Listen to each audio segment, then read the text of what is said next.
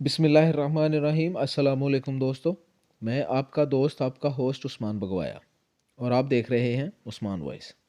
ہیروڈس بادشاہ جو کہ حضرت عیسیٰ علیہ السلام کی پیدائش سے چند سال پہلے کا بادشاہ ہے، اس نے جب اس کی بہتر طریقے سے تعمیر کی نیت کی تو یہودیوں کے دل میں ایک خوف پیدا ہوا کہ اگر اسے نئے سرے سے تعمیر کے لیے گرایا گیا تو دوبارہ تعمیر نہیں ہوگا۔ ہیروڈس نے ان کو بہلانے کے لیے کہا کہ وہ صرف اس کی مرمت کرانا چاہتا ہے، اسے گرانا نہیں چاہتا۔ چنانچہ 19 قبل مسیح میں اس نے ہیکل کے ایک طرف کے حصے کو گرا کر اسے تبدیلی کے ساتھ اور کچھ وسیع کر کے تعمیر کروایا۔ یہ طریقہ کامیاب رہا اور یوں یہودیوں کی عبادت میں خلل ڈالے بغیر تھوڑا تھوڑا کر کے ہیکل گرایا جاتا اور اس کی جگہ نیا اور پہلے سے مختلف ہیکل وجود میں آتا رہا۔ یہ کام 18 ماہ میں مکمل ہوا اور یوں تیسری بار ہیروڈس کے ذریعے ایک نیا ہیکل وجود میں آ گیا۔ کچھ عرصے بعد حضرت عیسیٰ علیہ السلام کا ظہور ہوا۔ اللہ کے اس رسول پر ایک بار پھر یہودیوں نے حسب معمول مظالم کے پہاڑ توڑنے شروع کر دیے۔ دراصل وہ اپنے مسیحا کے منتظر تھے جو دوبارہ آ کر ان کو پہلے جیسی شان و شوکت عطا کرتا۔ حضرت عیسیٰ علیہ السلام کے مصلوب ہونے کا واقعہ پیش آیا۔ آپ کے مصلوب ہونے کے 70 سال بعد ایک بار پھر یہودیوں پر اللہ کا عذاب نازل ہوا۔ اس بار اس عذاب کا نام ٹائٹس تھا۔ یہ رومی جرنیل بابل کے بادشاہ بخت نصر سے بھی زیادہ ظالم ثابت ہوا۔ اس نے ایک دن میں لاکھوں یہودیوں کو تہہ تیغ کر دیا۔ اس نے ہیروڈس کے بنائے ہوئے عظیم الشان ہیکل کی اینٹ سے اینٹ بجا دی اور یہودیوں کو ہمیشہ کے لیے یروشلم سے نکال باہر کیا۔ یہودی پوری دنیا میں بکھر کر اور رسوا ہو کر رہ گئے۔ کم و بیش 1800-1900 سال تک بھٹکنے کے بعد برطانیہ نے جب فلسطین پر قبضہ کیا تو ساتھ ہی ایک ناجائز بچے اسرائیل کو فلسطین میں جنم دے دیا اور یوں صدیوں سے دھکے کھانے والی قوم کو ایک بار پھر اس ملک اسرائیل میں اکٹھے ہونے رہنے کی اجازت مل گئی۔ لیکن یہ قوم اپنی ہزاروں سال پرانی گندی فطرت سے باز نہ آئی۔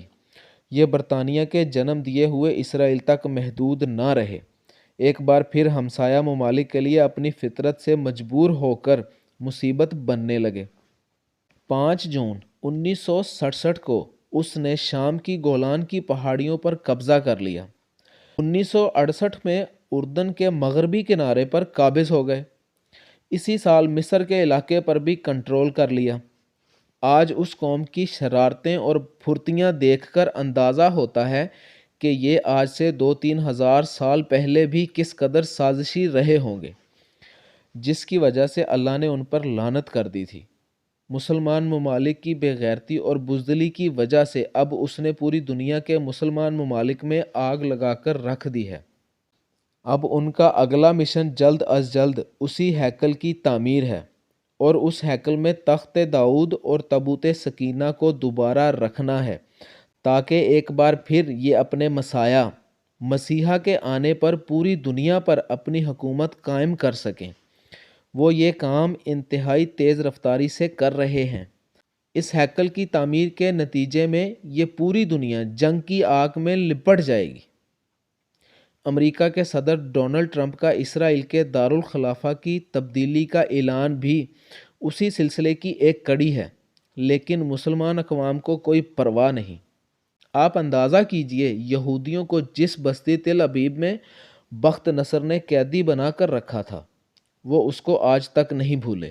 انہوں نے اسرائیل بنانے کے بعد اپنے ایک شہر کا نام تل ابیب رکھ لیا، جبکہ ہم مسلمان اس مسجد اقصی کو بھی بھول چکے ہیں جہاں ہمارے نبی کریم صلی اللہ علیہ وآلہ وسلم نے معراج کا سفر شروع کیا تھا۔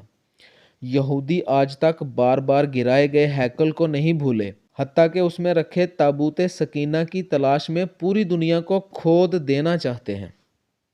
جبکہ ہم کو یہ بھی یاد نہیں کہ عراق میں کتنے انبیاء اولیاء کے مزارات پچھلے کچھ عرصہ میں بم لگا کر شہید کر دیے گئے ہیں، وہ بھی اس تنظیم داعش نے کیے ہیں، جن کے تانے بانے اسرائیل سے ملتے ہیں، جن کے لیڈر ابو بکر بغدادی کا بیان تھا، خدا ہمیں اسرائیل کے خلاف جہاد کا حکم نہیں دیتا، उस तंजीम की सारी तवज्जो मुसलमानों को मारने में ही लगी रही और अब तक है। कभी मक्के और मदीने पर हमले की धमकियां देते हैं और कभी इंतशार फैलाने के लिए मुसलमान मुल्कों में बम धमाके करते हैं। ए आज के मुसलमान, खुदारा जाग। अगर अब भी ना जागे तो फिर कब जागोगे, जब पानी सर से गुजर जाएगा। जी नाजरीन, आपको हमारी वीडियो कैसी लगी कमेंट सेक्शन में अपनी राय का इजहार करें। इस तरह की इनफरादी वीडियोज़ के लिए हमारे चैनल को सब्सक्राइब करें। मिलते हैं अगली वीडियो में। अल्लाह निगहबान।